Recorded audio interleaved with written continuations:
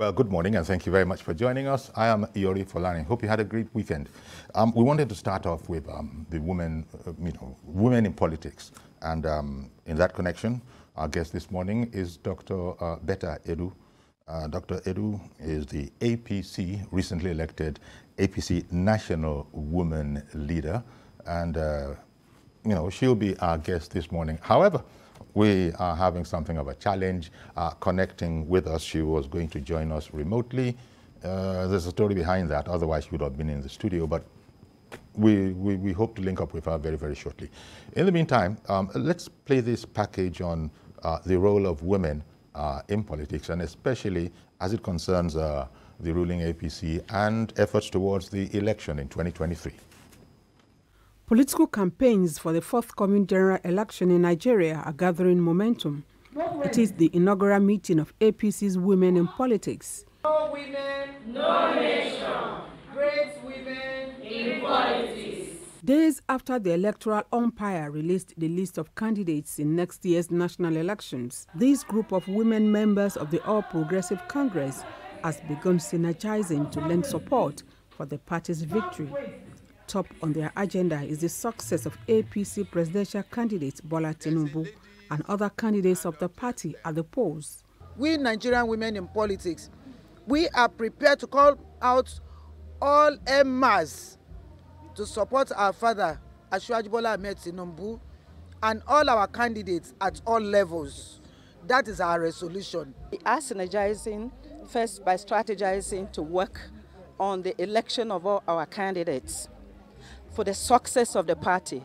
And of course, as women, we also want to come and, request that women should also be carried along. The women are happy the movement is gaining traction and are optimistic of a fruitful end. More significantly, they seek support for all women candidates of the party towards the realization of affirmative action.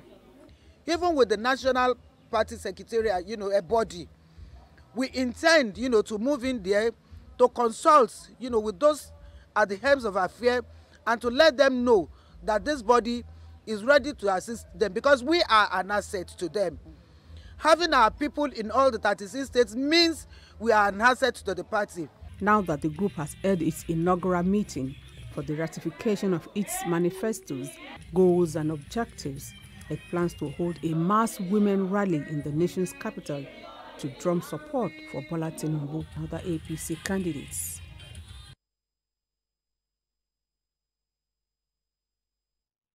Okay, so that's, by way of a backdrop, and we shall soon be connecting up with Dr. Betta Edu.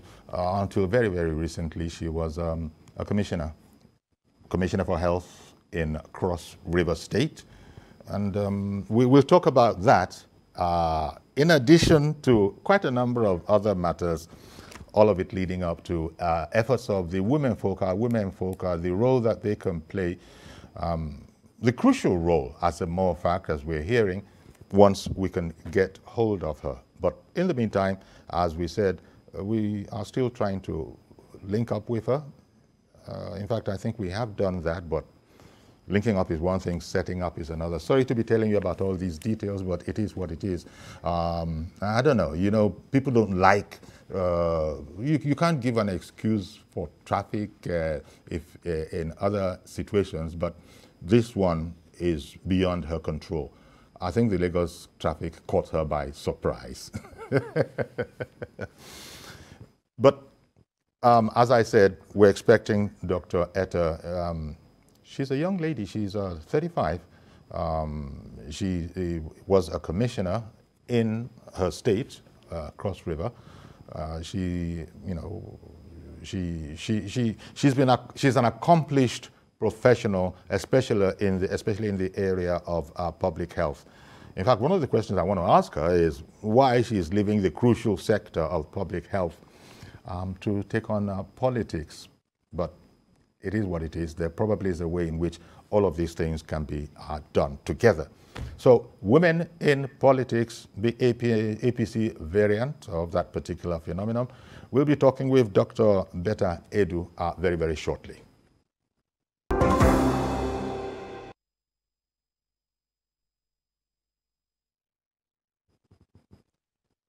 Well, I think we can now speak with Dr. Betta Edu.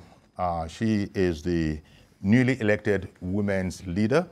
Thank you very much. Dr. Edu, this time we are on air. So I'd like to say formally, good morning and thank you very much for coming in. I was actually, telling our viewers, that you were in Lagos, and so we had to have you in the studio. But then Lagos traffic appears to have caught you unawares, and you were stuck in traffic. But thank God for technology. Here we are. We've linked up. Thank you very much.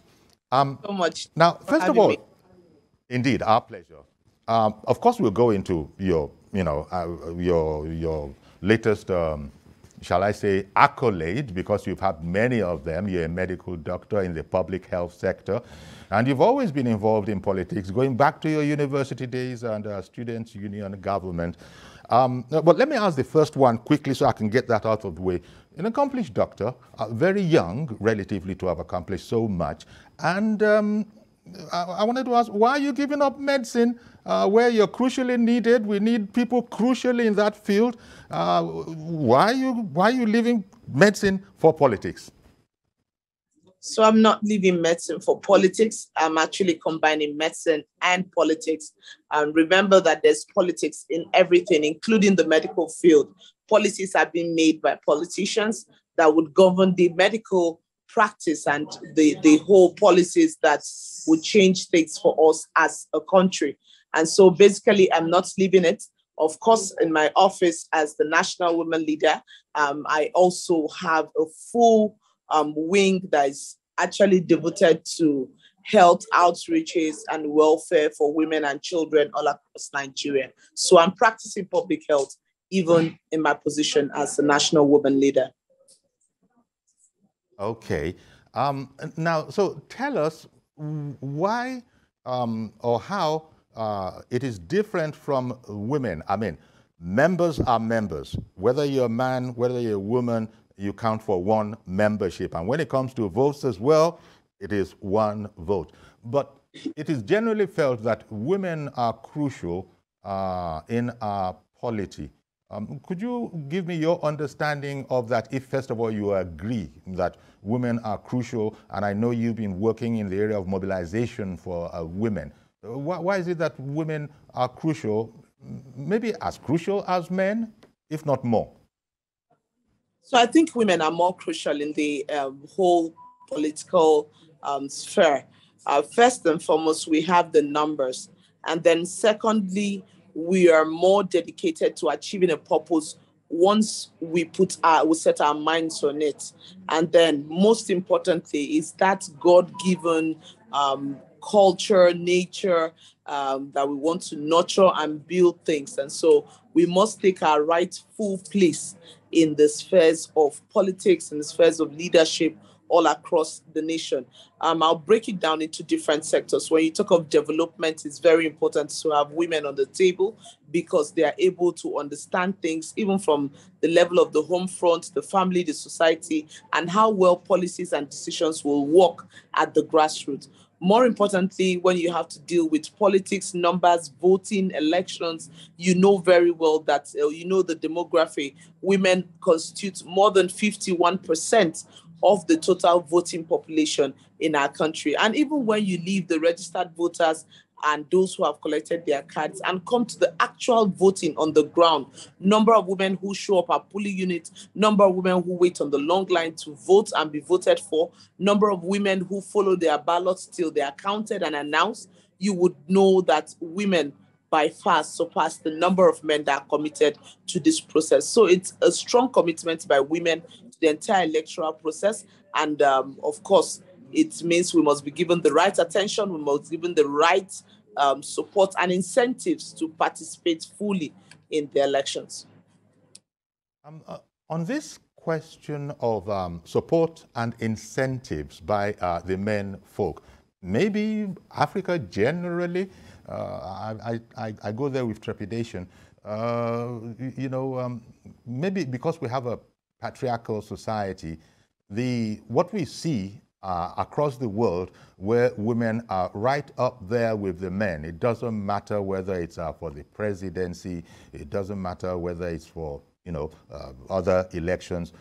Women are right up there, and across the world we've seen women heading their countries. We are yet to get to that stage in Nigeria. Are there, I'm talking across board now, politics in Nigeria, generally speaking. Women governors are still a rarity.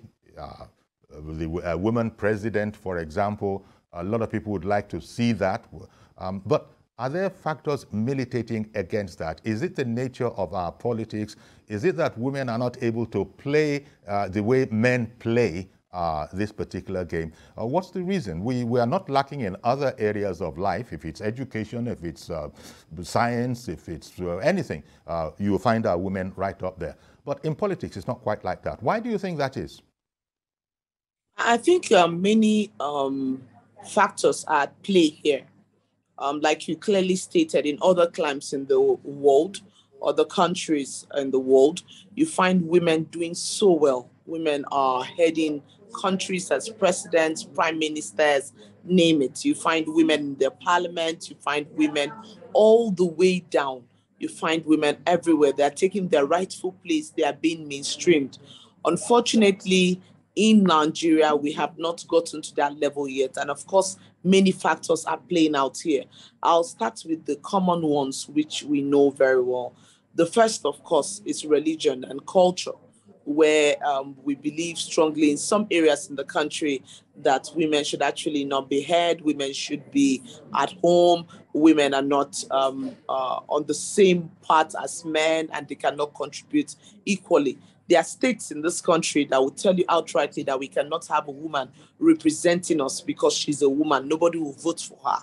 If you give her the ticket, nobody will vote for her because she is a woman, which is quite unfortunate.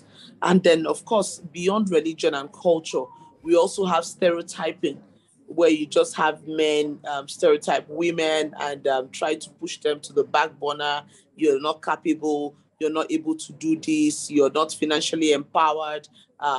Let the men go. And then we have the issue where women are beginning to change, of course, from the old ways of not supporting women. So you can have a situation where, I'll give an example, in a school of nursing, where 95% of the population are women, but they'll vote a male nurse as the president of the association. And I wonder why this.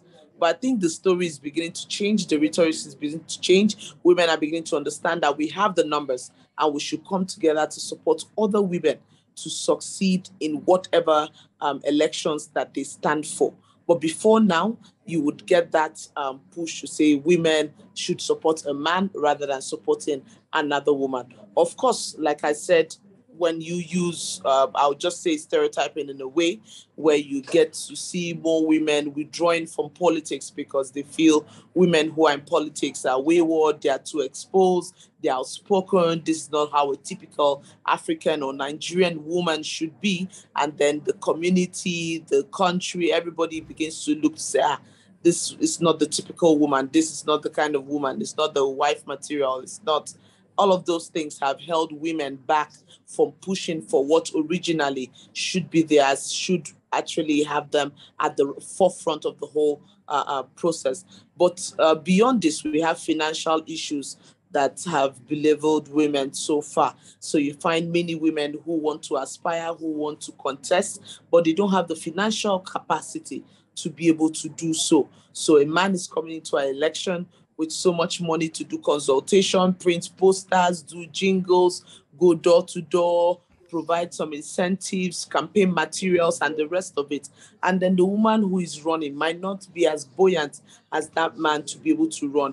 And so it puts her on a disadvantaged position in reaching out to the population that will actually vote. Election, whether you believe it or not, is an expensive process. And so women not being financially capable have deterred some women from getting into the ring. But all of that said, the most important point that we have missed as a country is our ability to put in legislations that would change the entire the entire horizon for women in this country. It's unfortunate that 7 bills went to the House or the National Assembly and they were not passed. It should not be so.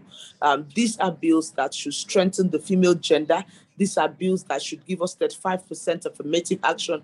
These are bills that should be able to place us in a mainstream center position to reach out to fellow women and indeed give our own quota to development of the country. But this was not so. I think the most important point, the starting point, is actually laws and policies, legislations, policies that will empower women. Well, thank you very much. By the way, do you see much of that changing anytime soon, seeing as this is our cultural orientation? Matter of time. We as women will continue to speak with one voice, we will continue to advocate, we will continue to engage, and I believe very, very soon, with the right leadership at all levels, all of this will change. Women would be given their rightful place. We will be able to have in this country 35% affirmative action for women. I'm very positive that my party, come 2023, would move in the right direction to be able to achieve this. Okay, now, coming to your main base, of course, I imagine it's women folk in Nigeria, but in particular of the APC stock. Going into the elections next year. By the way, as I said, congratulations on your on being newly elected to the post of National Women's Leader. It was a battle fiercely fought, even if it was women amongst them. It was fiercely fought, and well, you gave a very good account of yourself, and shall I say, you were voted in. But what is the role that the crucial role that you think, shall I say, the role that will make a difference that the women can play in the outcome of, next year's election? I think women are the grassroots as well, the foot soldiers, and we can play a very prominent role in helping our presidential candidate, Asiwaju Bola Ahmed Tinubu, to clinch the ticket, the presidential ticket to clinch the presidential seat, because he has the presidential candidature of the All Progressive Congress, and he can move from being a candidate to becoming a president, which we know he will, because we are ready to work and give him all the support if we fully utilize women. And that's what he's already doing. He has started engagement with women at all levels. Couple of days ago, we were with him, and we are planning all our campaign strategies as women. We're mobilizing in our millions to go door to door, house to house, reaching out to as many as possible, meeting them at the markets, churches, mosques, wherever we find women, to talk to them. We're not just going empty-handed. We're providing welfare for them. We're providing health services for them, trying to empower them so that they are not bought over by anyone on an election day. More importantly is the point that we are providing incentives for women. So when you work for our presidential candidates to emerge, there's going to be an incentive. It's not where women would go out to work under rain, under sun, and then at the end of the day, we are not able to reward them appropriately. The poor reward system will change. More women will be rewarded appropriately, and they can be able to contribute to their families, their society, and indeed the state and the nation. Okay. Thank you very much. Stay with us, please, Dr. Betta Edu. We'll take a break now, but we'll be right back.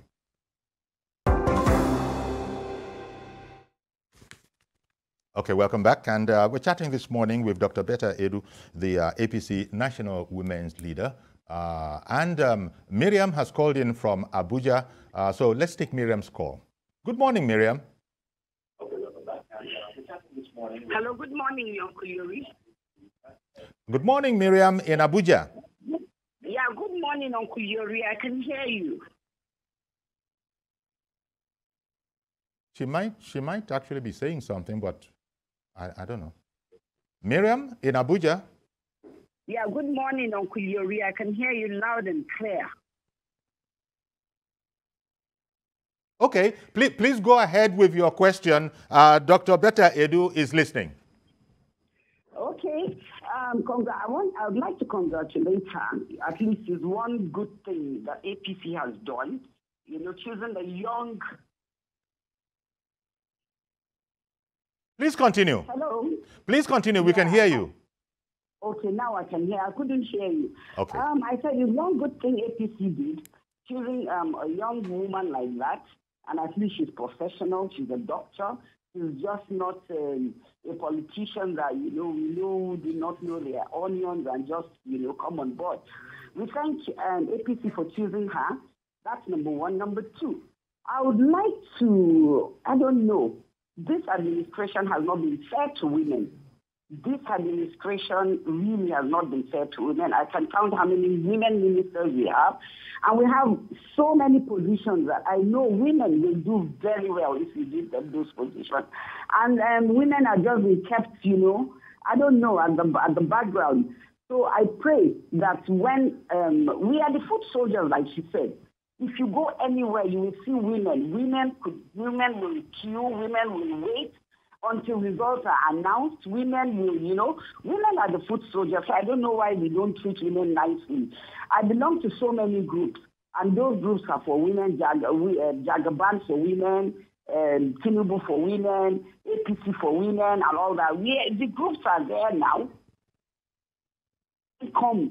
The good thing she said is about the reward system. She said there's going to be real reward for women who stand out for Tinubu. I pray that will happen, and we believe in his capacity and capability to do such things when he comes. I will trust that when he comes, he will see the best women. He will put them in the best position. Please, all this putting women aside should stop. Okay, let me just stop at that. Okay. Congratulations, doctor, for this position. And I pray you will do the right thing when the time comes. Okay. Thank you so much. All right then. Now, let me talk about you and your. Shall we say? I said earlier on that you've been in politics back in your university days when you were active in the university. You've also been, as it were, single-minded, very single-minded about promoting Asiwaju Bola Ahmed Tinubu for success in this election. So, what is it? Where did you link up into that notion that you've made this preference and you're going to promote this preference to Nigeria and, in particular, women folk? So I think if you have followed history very closely, you would know that His Excellency Bola Ahmed Tinubu is one person who began that very strong push for women, not just in the Southwest, but all across the country. If you recall, he started this trend now that happens almost everywhere where we do the twinning, where there's a governor and then the deputy is a woman.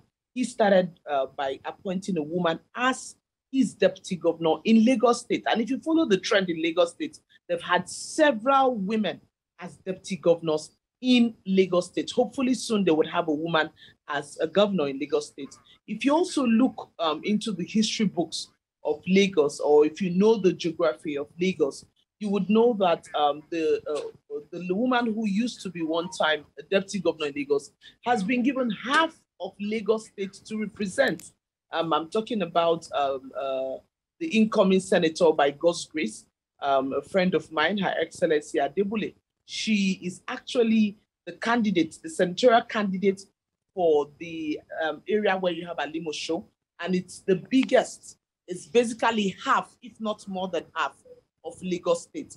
Aside that, you can tell us several women who His Excellency Bola Ahmed Tinubu has actually mainstreamed, given her the opportunity, helped to emerge in different positions, both appointment and elective positions. A lot he has done for women. And when I had a one-on-one interaction with him, he was very straight about it. Without the women, we cannot succeed. Without them, we cannot get development to run at the speed it should in Nigeria. So there's no need fooling around. There's no need trying to play games. Women must be mainstreamed. And he promised, he said, even beyond 35% affirmation action, I will do more for the Nigerian woman. And so with someone who has a track record, who we can trust that he will continue in the same track records that he has created already, we can go to the polls and work hard and be sure that we'll have the right reward system, be sure that we'll get women to be appreciated and given their rightful place in Nigeria. I think the time is right. We've gone through a lot. Like the caller said, it's so painful when you have to walk, go out, put your trust and confidence in the candidate that he will build women and he's going to go all out to empower women and give us sensitive positions in government, both from the Federal Executive Council all the way down to heads of parastatals, heads of boards and the rest. And then you have very few women being represented. One moment, Dr. Edu. I've kept Fidel, who called him from Imo State. I've kept him waiting for a while because I wanted you to land. Good morning, Fidel in Imo State. Please go ahead now. Thank you very much. I want to appreciate what the great woman there is saying and to quickly add that Nigerians, especially our politicians, are scared of women because they know that they cannot compete favorably with the women. It has been proven all over the world that women are the best in terms of leadership. Even wherever they are the heads of the country and the organizations they are heading, they perform very well. And in order to discourage them, our politicians will tell you that politics is a dirty game. There is no morality. They do all those things to scare the women. So I thank God that some women have realized this, and that is why they now say, let us compete with you. So she should go ahead, apart from focusing only on APC, try to mobilize Nigerian women, be an anchor person. Let Nigerian women participate, register in almost all the political parties. Let us have a leadership that will show the difference, just like we have in other parts of the world. Thank you and God bless you. I'm Fidel Onyeneke. Indeed. Thank you very much. Okay, Dr. Edu, did you want to react to that? Because his vote is solidly cast for women, effective women participation. He sounded so much like a he for she, and I must thank him for the deep thoughts and his vocal strength to really mainstream women. The truth, like he has said, you find them saying it's a dirty game. It's not for women. Decent women cannot be in politics. It's not true. We have so many that are decent, that are straightforward, that are able to compete favorably well with the men. But really, it's not about competition with the men. It's about contributing our own quota to nation development. And I believe as we are pushing, advocating, enlightening women, giving them that backbone to push on, more women will come into the political space and they will do wonders. It's been proven that women come with everything, passion, panache, vitality, innovation, everything into the political space. Sunday in Uyo. Good morning, Sunday. Good morning.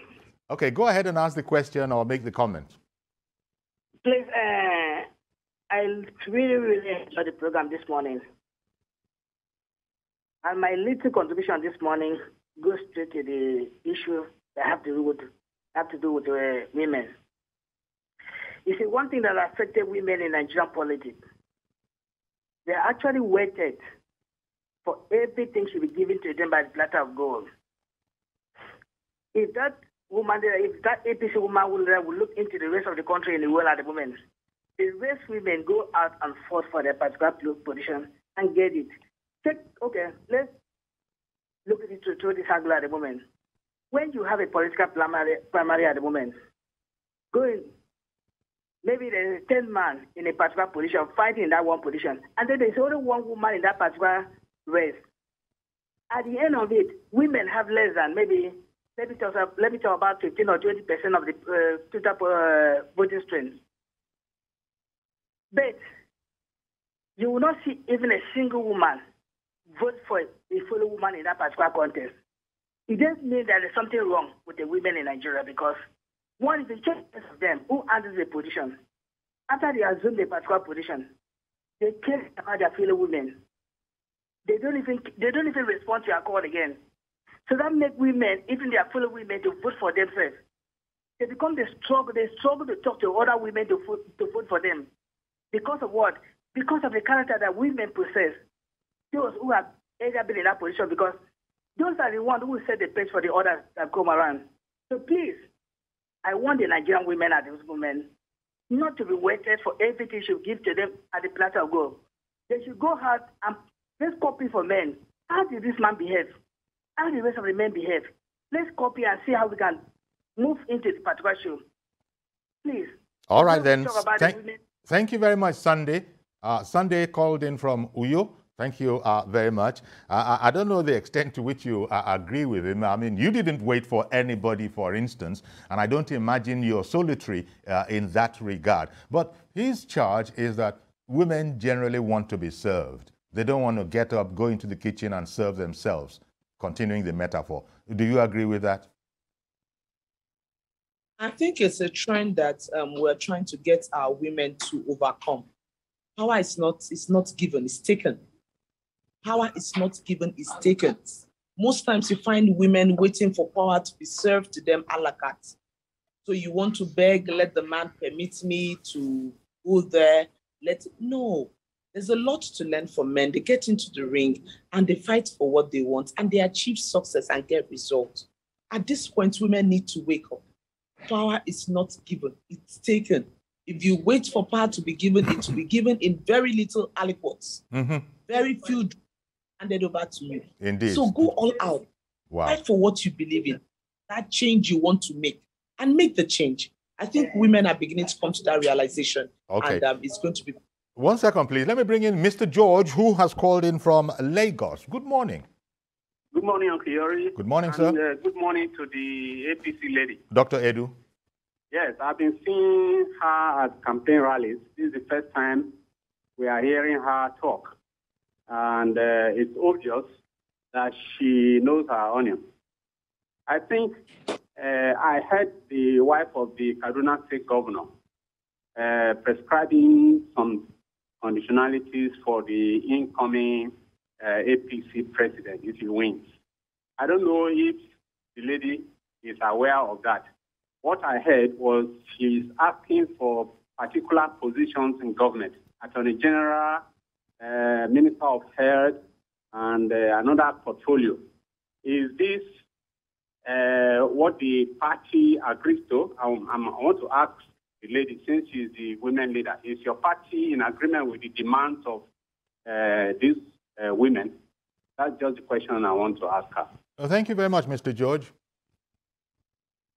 So the incoming president has the prerogative to select the women he wants in his government and actually assign them to whichever that he deemed them strong enough to carry. But what we are sure of as a party is that our presidential candidate, Senator Bola Ahmed Tinubu, will mainstream women. He will give more women appointments into the Federal Executive Council. He will bring in more women as heads of parastatal.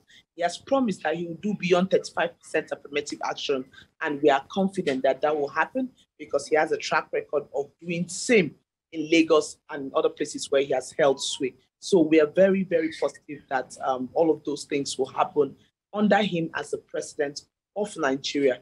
But that being said, it's important, it's very, very important that women should not just be given just about any ministry. It's not about the Ministry of Women Affairs alone.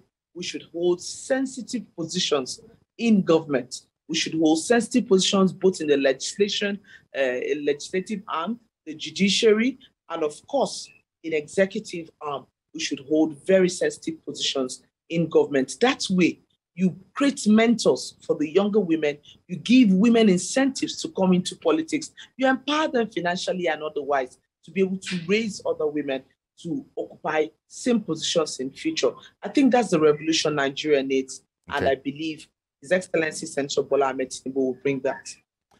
Reverend Dominic, good morning to you, sir. Go ahead, please. Good morning, Yori. Can you hear me? Yes, we can hear you. Go on, Reverend. Good morning, Dr. Edu. Yori, I think Dr. Edu is an ideal woman leader the APC need at this time.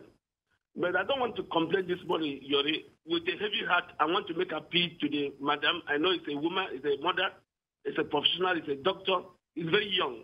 I want to make a plea to her. Last night when I watched the video, these terrorists were parading on the news. I saw a woman carrying a baby on her hand in that bush.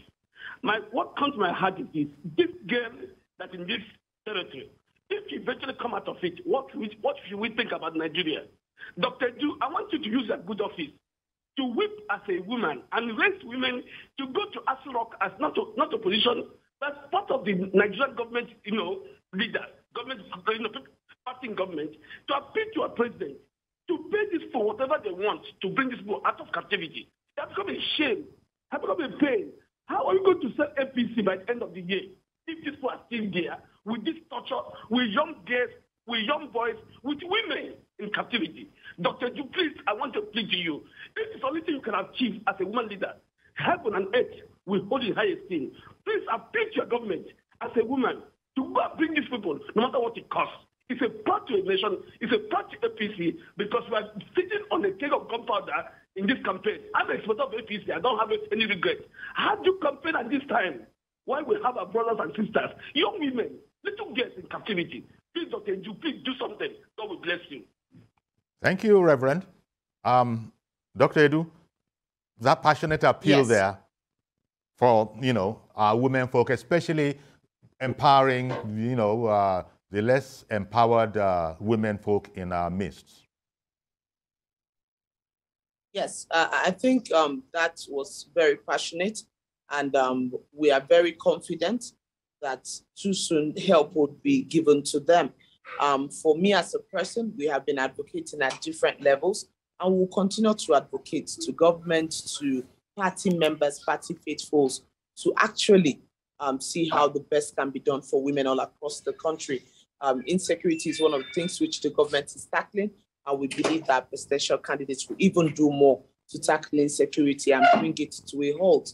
A lot of other issues and serious issues in the country is what we can together work on to achieve better success. For me, I'll continue to be a voice for every woman, and I will continue to be a voice for our children too, to say enough is enough. And I believe by the grace of God, they'll be out of the woods and we'll be back on track, rejoicing and going out for our campaigns. Okay. Mazi OKOROAFOR, calling in from AROCHUKWU. Good morning, sir.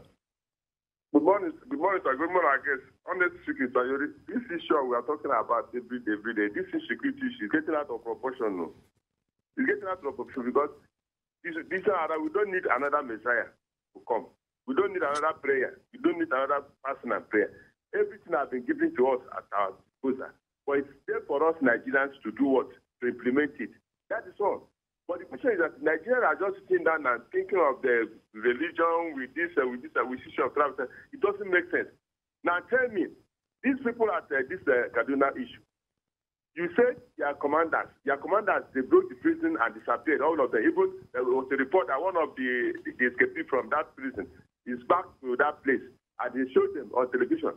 And look at the type of beating they were giving to them. And even the slave trade, people should go and read history. During the slave trade, the beating was not like this at this level. It's getting up for because I don't know that. Honestly speaking, I'm just begging those people that the government authorities should know how to take them. These people should release this human beings, let them go.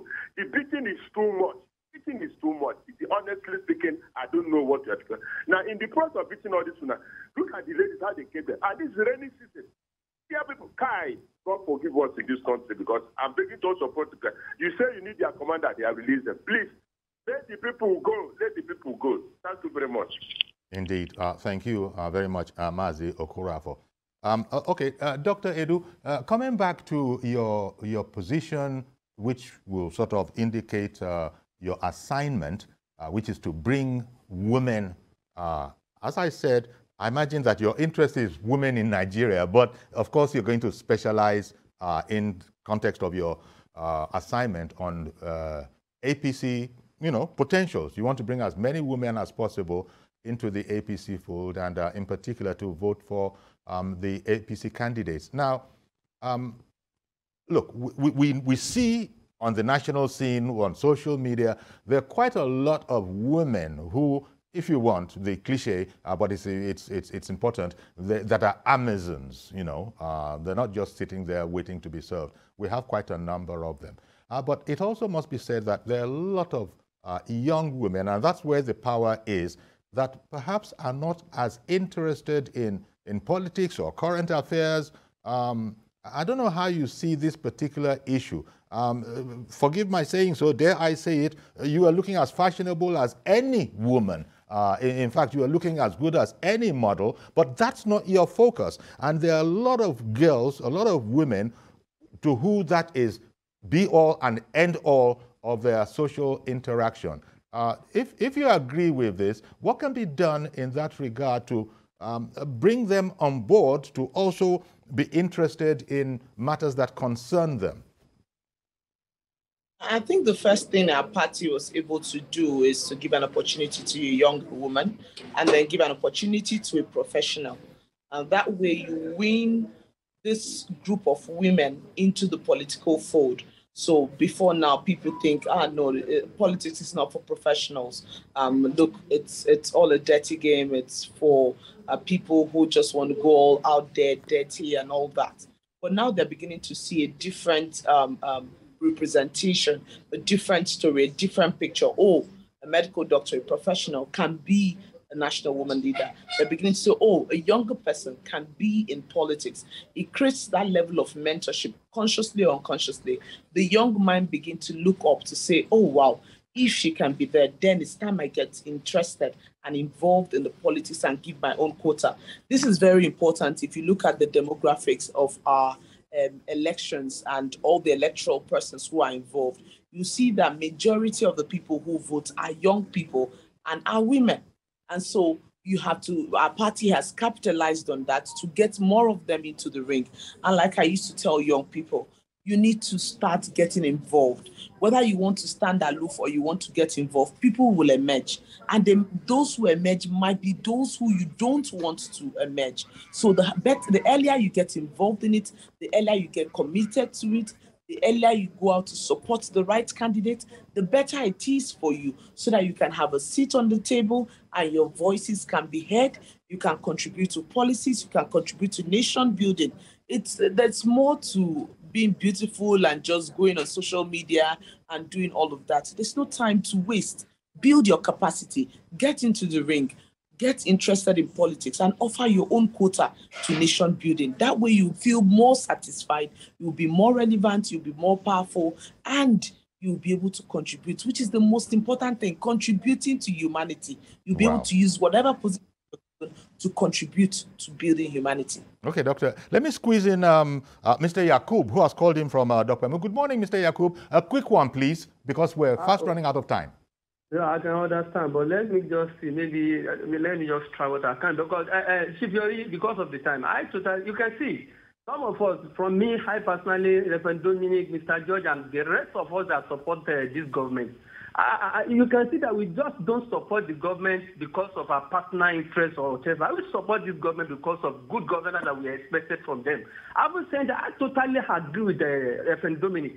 See, madam, I want you to use your personal office because as a woman leader in that very particular great party that we support. So all right then. Well, I'm sorry. That's it. That's it, Mr. Yakub. Forgive me. I apologize. I've got to jump in and let Dr. Edu get the last word. He's reiterating a call where people hope that you will be an inspiration to women coming into politics. Which you can the bank and be assured of is that I will be a voice at every point to speak up for our women. We do sympathize with all those who are in captivity, and we believe strongly that they'll be out soon. Government is doing all within its powers and will continue to speak and work with them until they are all out. But most importantly is the fact that women need to get involved in politics. Women need to get involved in the entire process, get your PVCs, and beyond getting your PVCs, come out, support the right candidate, Bola Ahmed Tinubu, and his vice, Kashim Shettima, for a change that we really, really, truly are yearning for in Nigeria. He would continue with the great work that has been done, improve on it, and do even much better for women. Come out, the reward system will be better, support APC, and together we can make a difference in Nigeria for women. Politics. All right, Dr. Betta Edu. Dr. Betta Edu, that's a fine place to leave it. I want to thank you very much for your time this morning, and I wish you all the best. Thank you. All right then.